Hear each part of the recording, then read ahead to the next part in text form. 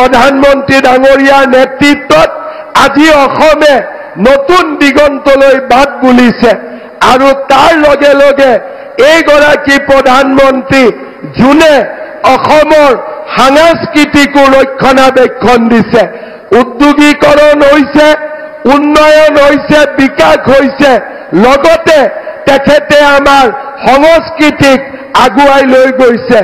অসমীয়া ভাষাত ধ্ৰুপদী ভাষাৰ মৰ্যাদা, চৰাইদেউ মৈদামক বিশ্ব ঐতিহ্যৰ স্বীকৃতি, লাচিত বৰফুকনক সমগ্ৰ ভাৰত সমগ্ৰ বিশ্বত প্ৰতিষ্ঠা, বিহু আৰু ঝুমুৰক বিশ্ব দৰবাৰলৈ লৈ যোৱা আৰু যোৱাকালি ভাৰত ৰত্ন ভূপেন হাজৰিকাৰ 100তম জন্ম শতবাৰ্ষিকীত প্ৰধানমন্ত্ৰী ডাঙৰীয়া উপস্থিত থাকি অসমৰ প্ৰতিগৰাকী মানুহৰ হৃদয়ক স্পৰ্শ কৰিলে।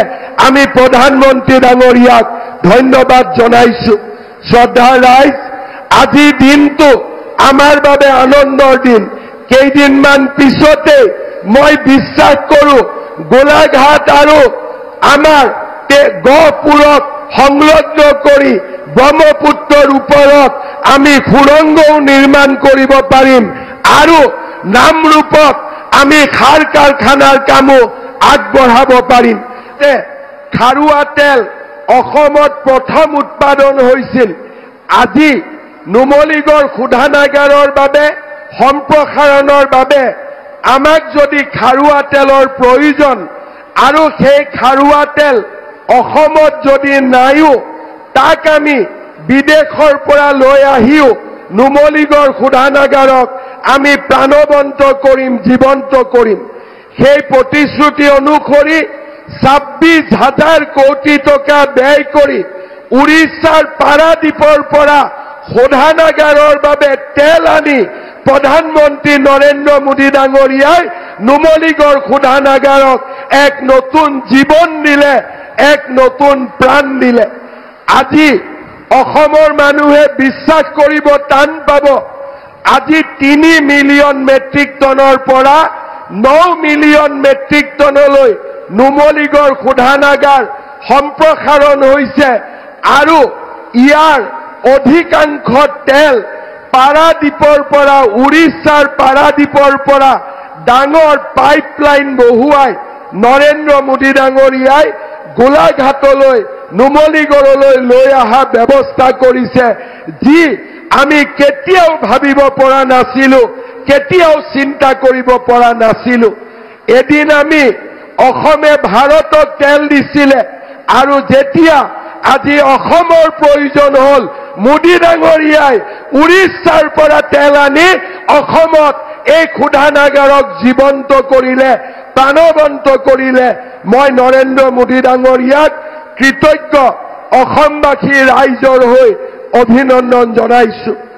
বাঁহ আমাৰ অসমৰ এক জাতীয় সম্পদ। এই বাঁহ আমি মাত্ৰ ঘৰুৱা কামত ব্যৱহাৰ কৰিছিলো। মোদী ডাঙৰীয়াই বাঁহক ফৰেষ্টৰ পৰা সাধাৰণ কৃষিজাত সামগ্ৰীলৈ ৰূপান্তৰ কৰে আৰু এই বাঁহক আজি ইথানেললৈ ৰূপান্তৰ কৰি অসমৰ 50,000 বাঁহ খেতিয়কৰ জীৱনলৈ পৰিৱৰ্তন আনিব। আজি এই বায়' ইথানেল ৰিফাইনেৰীয়ে সেই নতুন দিগন্তৰ বাটু মুকলি কৰিলে। শ্ৰদ্ধাৰ ৰাইজ, যোৱা ফেব্ৰুৱাৰী মাহত এডভান্টেজ অসম সামিট হৈছিল। মোদী ডাঙৰীয়াৰ উপস্থিতিত অসমৰ আৰু ভাৰতৰ চাৰিওফালে অসমক লৈ আলোচনা হৈছিল।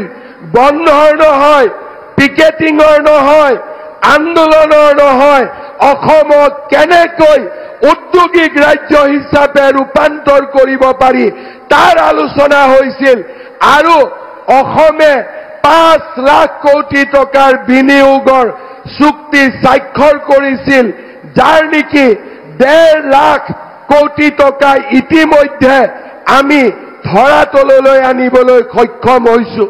প্ৰধানমন্ত্ৰী ডাঙৰীয়াৰ নেতৃত্বত আজি অসমে নতুন দিগন্তলৈ বাট বুলিছে আৰু তাৰ লগে লগে এইগৰাকী প্ৰধানমন্ত্ৰী যোনে অসমৰ সাংস্কৃতিকো ৰক্ষণাবেক্ষণ দিছে, উদ্যোগীকৰণ হৈছে, উন্নয়ন হৈছে, বিকাশ হৈছে, লগতে তেখেতে আমাৰ সংস্কৃতিক আগুৱাই লৈ গৈছে। অসমীয়া ভাষাত ধ্ৰুপদী ভাষাৰ মৰ্যাদা, চৰাইদেউ মৈদামক বিশ্ব ঐতিহ্যৰ স্বীকৃতি, লাচিত বৰফুকনক সমগ্ৰ ভাৰত সমগ্ৰ বিশ্বত প্ৰতিষ্ঠা, বিহু আৰু ঝুমুৰক বিশ্ব দৰবাৰলৈ লৈ যোৱা, আৰু যোৱাকালি ভাৰত ৰত্ন ভূপেন হাজৰিকাৰ 100তম জন্ম শতবাৰ্ষিকীত প্ৰধানমন্ত্ৰী ডাঙৰীয়া উপস্থিত থাকি অসমৰ প্ৰতিগৰাকী মানুহৰ হৃদয়ক স্পৰ্শ কৰিলে আমি প্ৰধানমন্ত্ৰী ডাঙৰীয়াক ধন্যবাদ জনাইছো। শ্ৰদ্ধাৰ ৰাইজ, আজিৰ দিনটো আমাৰ বাবে আনন্দৰ দিন। কেইদিনমান পিছতে মই বিশ্বাস কৰোঁ গোলাঘাট আৰু আমাৰ গহপুৰক সংলগ্ন কৰি ব্ৰহ্মপুত্ৰৰ ওপৰত আমি সুৰংগও নিৰ্মাণ কৰিব পাৰিম আৰু নামৰূপত আমি সাৰ কাৰখানাৰ কামো আগবঢ়াব পাৰিম। আজি অসমে এক নতুন পৰিচয় পাইছে। ভাৰতবৰ্ষৰ সৰ্বশ্ৰেষ্ঠ ৰাজ্যসমূহৰ মাজত অসমে আজি ধ্ৰুৱতৰাৰ দৰে জিলিকি উঠিছে। আজিৰ এই মুহূৰ্তত মই অসমৰ মুখ্যমন্ত্ৰী হিচাপে নহয়, এজন অসমীয়া হিচাপে গৌৰৱ কৰোঁ যে মোৰ জননী জন্মভূমি আজি ভাৰতৰ দ্ৰুততম বিকশিত ৰাজ্যত পৰিণত হৈছে আৰু আজি অসমে নতুন নতুন কীৰ্তিমান স্থাপন কৰিছে। নিকা নিযুক্তিয়ে হওক, আমাৰ আই মাতৃসকলক সেৱা কৰাই হওক, আজি প্ৰতিটো ক্ষেত্ৰতে অসমে নতুন নতুন কীৰ্তিমান স্থাপন কৰিছে।